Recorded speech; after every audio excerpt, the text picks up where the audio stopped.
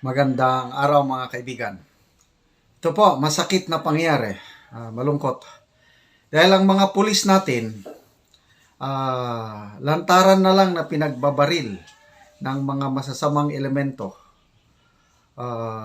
Dahil dito sa weak leadership ng ating bansa. Weak leader equals weak government. Ang mga pulis, wala na, kawawa. Kaya kung ang mga pulis na alagad ng batas na dapat mag-protect sa mga tao, kayang-kayang atakihin, barilin ng mga masasamang elemento, how much more ang mga ordinaryong civilians. Okay, dito sa Lanao del Norte, bago lang, mga 4 days ago, mga pulis conducting checkpoint dahil nag-i-stricto ngayon dyan sa Lanao dahil sa Marawi bombing. Dalawang riding in tandem, pinagbabaril yung mga pulis. 3 pulis ang sugatan at isang sibilyan na sugatan din. Okay, sa isang lugar naman ito, mabuti nakuha ng video at salamat kay kapatid Jojo Di Guzman, siya ata ang nag-upload nito.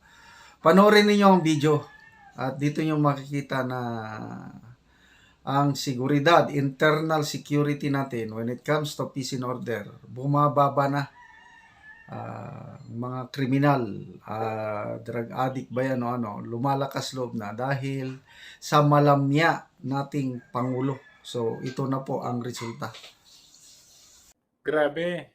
Tignan nyo to. Ito ay nangyari noong December 20. Ayan yung date, ano? December 20. Ganito na ba talaga ang bansa natin? Mismong pulis ang tinambangan, ang binaril dito. Ngayon, kung mismo ang tagapagtanggol ng mamamayan ay lantaran at kinakaya-kaya na lang na barilin, sino pa magtatanggol sa atin? Panoorin natin to. Mga igsuon, tanawon kini natong usa ka video. Diin na naitabo kini niadtong December 20 alas 8 sa gabi. Diin kining tawhana Ayan, kita nyo yan? Dalawang yan, naka-green at saka naka-red. kini nakita kanang nagsuot og green. Ayan, nasa likod nyo yung baril. Doon na siya plano nga pamusilon ang pulis nga nangaon sa restaurant Oh, grabe oh. o tanawa. Armalet pa ata yung, tignan nga natin, armalet pa ata yung isa. Natin. Kanang nagsuot og green.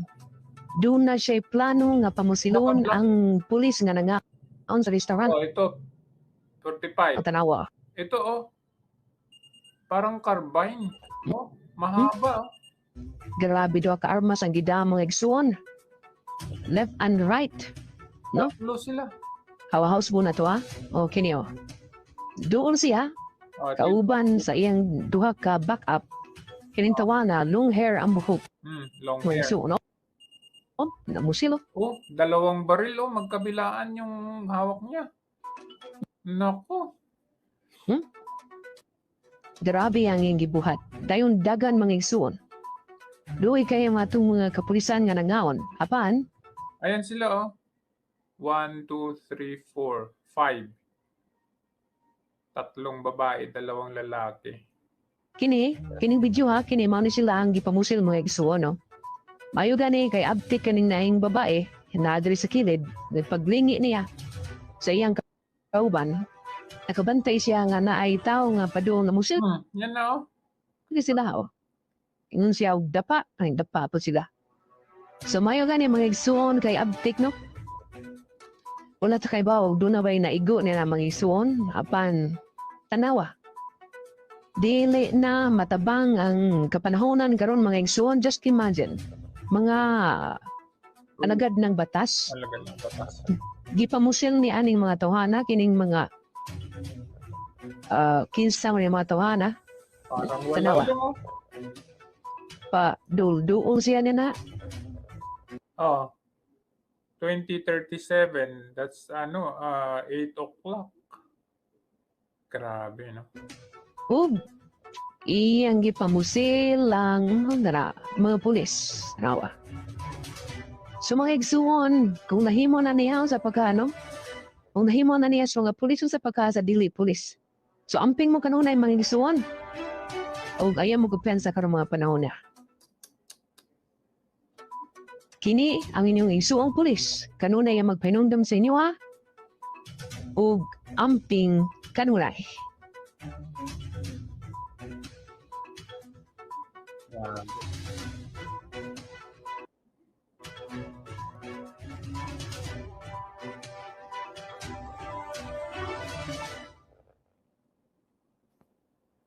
Grabe, no? Wala silang takot.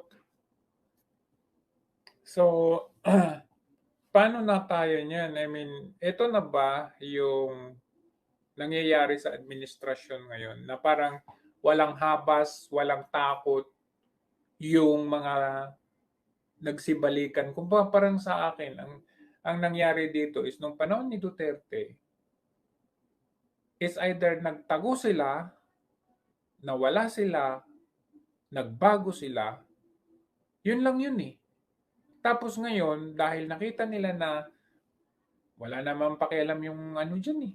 Walang pakialam naman yung Pangulo. Wala naman siyang plataforma, di ba? Parang ganun. So, hindi na sila takot. Nagsisibalikan yung droga, yung paghawak ng mga barel, kung ano ng mga kontrabando dyan, kung ano ng mga krimen nagsisibalikan na dito. Mismong pulis, if I'm not mistaken, sa Lanao yan eh. Oh, if I'm not mistaken, sa Lanao yan. Tignan nga natin. Nakakatakot eh. Oo, grabe. Kung nangyayari ito ngayon at sa pulis pa man din nangyari, paano pa kaya sa common tao? Ayan no, ito. Sabi dito. Sana yan? Balik ba sa restaurant? Saan ba to?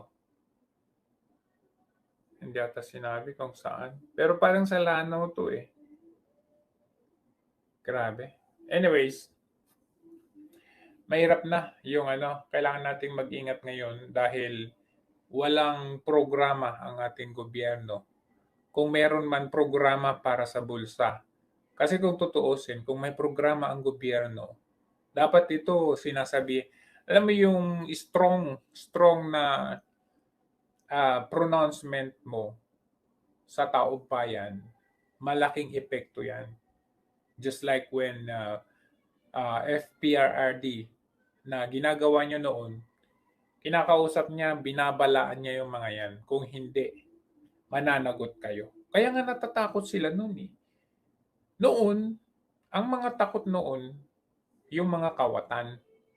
Takot silang lumabas, ayan, nagbago na sila. Kumbaga, sila yung hindi mo na makikita sa lansangan. Hindi mo na makikita sa kanto nung panahon ni Duterte. Ngayon, ang mga takot, yung mga ordinaryong mamamayan na ang natatakot. Ang makikita mo na ngayon ulit sa kanto, nagsipagbalikan na ulit sa kanto, yung mga kawatan. That's very alarming, sa totoo lang. Mismong pulis alagad ng batas nangyayari. Kung nangyari yan sa alagad ng batas, paano pa kaya tayo? Sino nang magdedepensa sa atin? Yung utos ni Pangulong Duterte. Pero, tingnan nga natin kung ano yung sinabi ni Pangulong Duterte para klaro, no? Para klaro. That I am committed to stop drugs before I go out. Which means to say, Father, Monsignor, Bishop, which means to say, marami pang patayan to. Marami pang patayan to. Oy, kayo. Kayo na advocacy daw ng human rights. At daming mga human rights violation dyan na dapat nyong ipaglaban kung tutuusin. Actually, yung hindi ba human rights violation yung ginawa nila Franz Castro na pangingidnap doon sa mga bata na hindi pinaalam sa mga saan nila dadalhin yun? Human rights yun. You took it literally. Yung sinabi ni Pangulong Duterte na marami pang patayan. Bakit marami pang patayan na mangyayari sa panahon ng kanyang drug war? O, pakinggan nyo. Kasi lumalaban talaga yan. Lumalaban talaga yan.